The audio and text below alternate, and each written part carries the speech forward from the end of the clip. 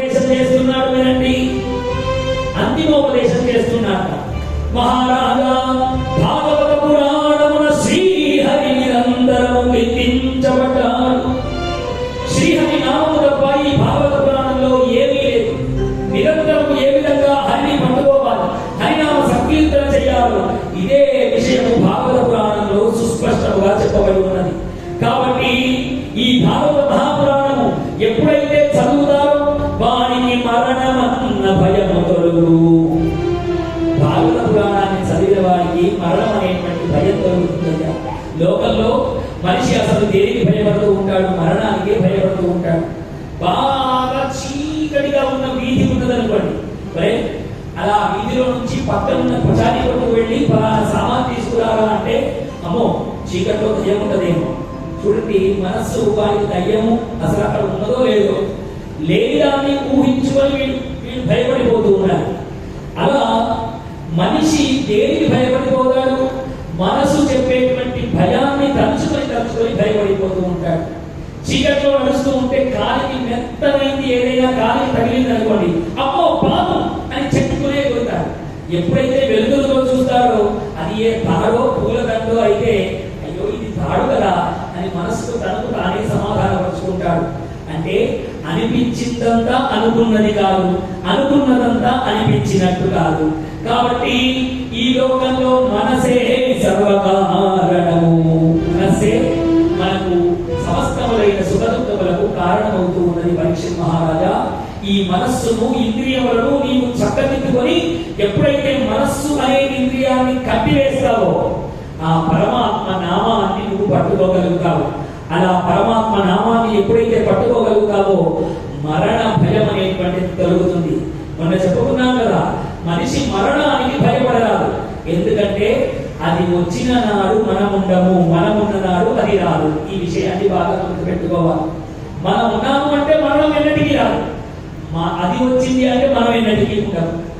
కాబట్టి పరీక్షిత్ మహారాజా మరణ భయము తొలగు. మరణ భయము తొలుగుతుందయ్యా ఎవరైతే భగవంతుణ్ణి పట్టుకుంటారో. అన్నిటికీ మూలము మనసని తెలుసుకో, అన్నిటికీ మూలము మనస్సని తెలుసుకో.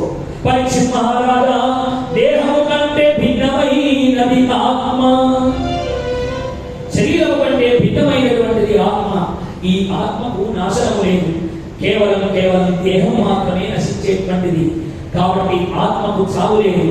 నిర్వికారమైనటువంటిది అనంతమైనటువంటి ఈ ఆత్మ తత్వము గురించి నీవు తెలుసుకోవయ్యా. నిరుపమానము కేవలము దేహములో ఉండడం చేత ఈ రకమైనటువంటి దేహంలో అది ఉన్నది కాబట్టి ఈ రంగు రూపులతో ఉన్నవాడిని మేఘాల శర్మ అన్నారు. ఆ రూపంలో ఉన్న వాళ్ళని ఆ పేరుతో పిలుస్తూ ఉన్నారు. అలా పరమాత్మ అందరిలో ఉన్నవాడు బంగారమే ఏ విధంగా అన్ని ఆభరణాలలో ఉన్నదో ఇంతమంది రూపంలో ఉన్నా కూడా పరమాత్మ ఒకే రూపంలో ఉన్నాడు. ఈ తత్వాన్ని తెలుసుకో, అదే పరమాత్మ తత్వం అని తెలుసుకో. పరీక్షిత్ మహారాజా, ఓ పరీక్షిత్ మహారాజా, ఇప్పుడు 7 రోజులు గడవబోతూ ఉన్నది. నీకు మునిశాపము దగ్గరికి పడినటువంటి రోజులు వస్తూ ఉన్నాయి. ఇప్పుడు తక్షకుడు అన్న మహాశాపం, ఆ సర్పము వచ్చి నిన్ను కాటువేయడం వల్ల కేవలం నీ శరీరం మాత్రమే పోతుందని తెలుసుకో. నీవు ఆత్మ రూపంలో నిలబడిపోతావని తెలుసుకో పరీక్షిత్ మహారాజా.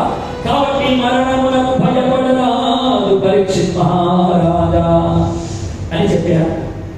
అలా చెప్పగానే పరీక్షిత్ మహారాజు యొక్క కళ్ళ వెంట అశ్రుధారలు ఆనంద రూపమున కారుస్తూ మునిపుంగవా శుభయోగీంద్ర, మునిపుంగవా శుభయోగీంద్ర, నాకు శ్రీహరి యొక్క చరిత్రలు సాకల్యముగా వివరించావయ్యా.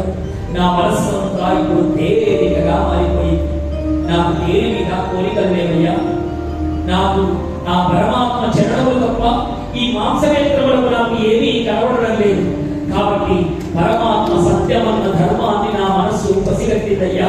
శుభయోగీంద్ర, సాంసారిక తాపత్రయములన్నీ నశించే, మృత్యువన్న భయము నశించే, సాంసారిక తాపత్రయములన్నీ నశించాలి. ఇక నేను మరణిస్తానన్న భయం కూడా నాకు లేదు. కాబట్టి ఓ శుభయోగీంద్ర, నాకు ప్రాణులు విడిచేటువంటి ఆ అనుగ్రహాన్ని నాకు ఇవ్వవయ్యా అన్నాడు. తథాస్తు అన్నాడు శుభయోగి. అని పరీక్షిత్ మహారాజు తన ప్రాణము విడిచేటువంటి ఆజ్ఞనిచ్చాడు. శుభయోగీంద్రుడు ఇప్పుడు అక్కడి నుండి బయలుదేరి వెళ్ళిపోయారు. ఎక్కడా ఆవుపాలు పిండడానికి ఆగనటువంటి శుభబ్రహ్మ 7 రాత్రులు 7 పగళ్ళు నిరాటంకంగా అద్భుతమైన వ్యాసపీఠము అధిరోహించి భాగవత పురాణాన్ని అద్భుతంగా తెలియజేసినటువంటి ఆ శుభుడు పరీక్షిత్ మహారాజు అనేకమైన ఉపచారాలు చేస్తానన్నాడు.